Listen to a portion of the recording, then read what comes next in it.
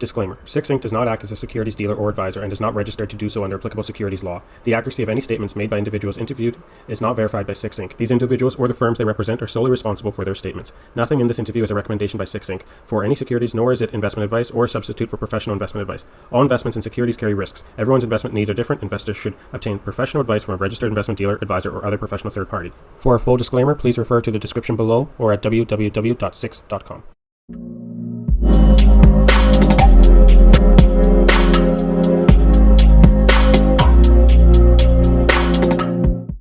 Hello, everyone, and welcome to the Sixth Report. I'm here with Sean Sampson, President and CEO of EV Nickel, and Sean is calling in from PDAC at the moment. So, Sean, how's it been on the floor in the past couple of days? It's going great, Kyle. It's been very busy. I don't have a booth at PDAC this year because we spend most of our time away from the floor in meetings, but the business flow on the floor has been quite busy. So I think we're almost back to pre-pandemic sort of levels of activity, and there's a real buzz.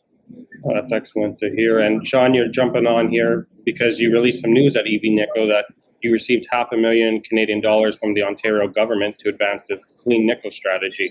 For people first hearing your story, what is this clean nickel strategy, and why is the government eager to give you $500,000? Yeah, so EV Nickel is a company that has a huge amount of land that we pulled together just south of Timmins, Ontario, which is a famous gold mining district, and we've been exploring for nickel up there. And we have two tracks for potential development. We have a high grade with 1% or better grade on an historic resource, which we are adding tons to when we come out with a new resource later this year. That's the W4. And then our second track is the lower grade, we call it large scale, Carlang deposit in the north of our land package, all within 50 kilometers of Timmins. And we came out with, when you combine, about 500 million indicated and 500 million tons of inferred at about 0.23 to 0.25. So that's our mineralization in the ground. We pull it all together, Kyle, with our strategy around clean nickel, which is a trademark term that we use.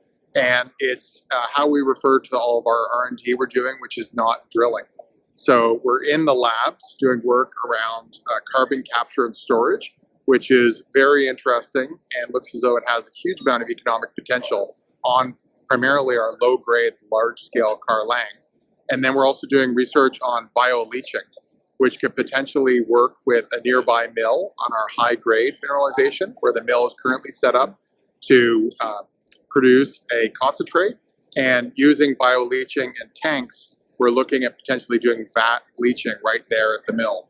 So those two streams of research we throw under the umbrella of clean nickel, and that's what the government invested in yesterday. So we received $500,000 of funding with the announcement yesterday morning, which is very exciting because that funds that R&D we're doing this year in both those areas.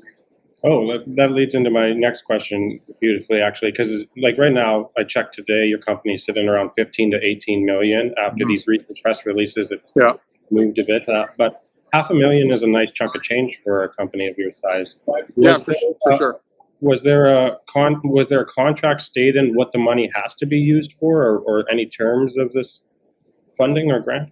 Yeah, so it's non-dilutive. They don't take equity or anything, but it goes directly into funding the R&D that we're doing, including a lot of the owner's costs. So basically that line item, all the work we're doing in the lab this year, it goes towards that, and it's a huge chunk of that spending. So it's non-dilutive from an investor perspective. It's great money to get, and it's going towards the work we're already doing with our research and development. And are these grants in any way subjected to geological due diligence by an expert team? Yeah, well, the grants were extensive due diligence in the application process and the vetting process.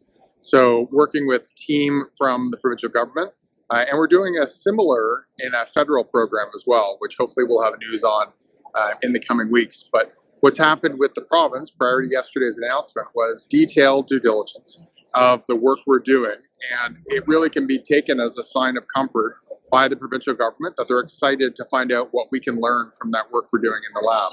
So extensive due diligence in the run-up to the award, and then as we get output from our research, it will go back through the provincial bureaucrats, and we have to tell them the work as we're doing. But it's all consistent with what we'll be talking about publicly. So really nothing changes, and it's a real vote of confidence from the provincial government that they're excited to see where we'll get with our work in the lab. Excellent, excellent. And last week, your company also announced a maiden resource for the Carlang A zone deposit. Care to touch on that, and what do you want people to take away from that news release? Yeah, well, that was our news last week when we came out with our maiden resource on the first 20% of the Carlang. So the Carlang is our track 2. That's our large scale, so otherwise known as low grade deposit. We know we have 2 areas of mineralization on the north part of our property.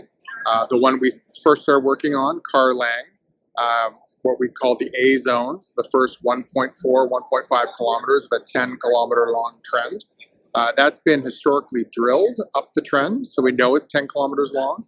It also has had surface samples, which is kind of neat because one of the really neat characteristics of the mineralization is it comes up to surface. So the fact that there's no overburden in chunks, it has outcrop for about 15% of it, means that it can be surface sampled. So we know it's 10 kilometers long.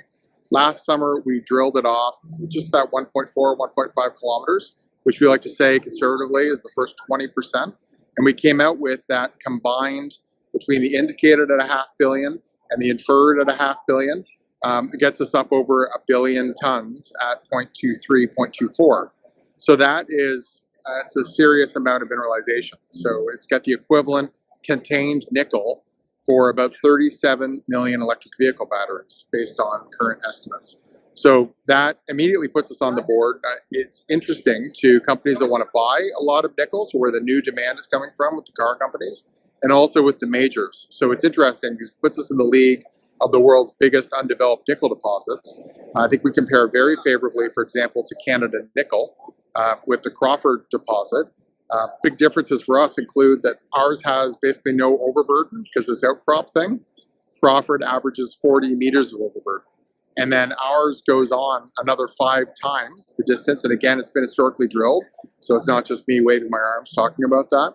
It goes 5 times bigger up on the Carlang. And that really catches people's attention, including the majors. And we've just recently seen that Canada Nickel's taken a 10% investment from Anglo. So it speaks a bit to the conversations we've been having because we have similar mineralization. And frankly, ours goes 5 times bigger. And for Crawford, they're kind of done with their current mineralization and what they can find there. So we're very excited about that maiden resource announcement. And that's just a start of a bunch of news. So here at the show, we've had the investment from the Ontario government. And then folks know that we have assays coming out on the drilling that we've done on our high grade. So we're doing step-out drilling, which we announced on a couple weeks ago, saying that we've seen the sulfides in the core, which is great news, because it likely stretches the W4 deposit, our high-grade deposit, further to the east. And we're going to come with the assays on that soon. And we're expecting some very interesting news on that front. So our stock is finally kind of dislodged from trading at 10 cents, as it was for a long time.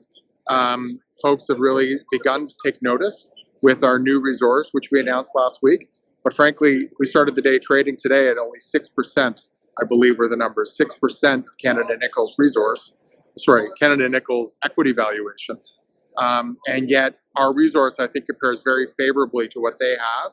And for ours at Carlang, we're just getting started. So I think there's a huge amount of movements to come in our valuation to try to make up that valuation gap. So it's an exciting time for investors to look at our company. Perfect. Thank you so much, Sean. If you want to learn more about EV Nickel, you can go to evnickel.com. Thank you again and enjoy the rest of PDAC. Super. Thanks for the time, Kyle.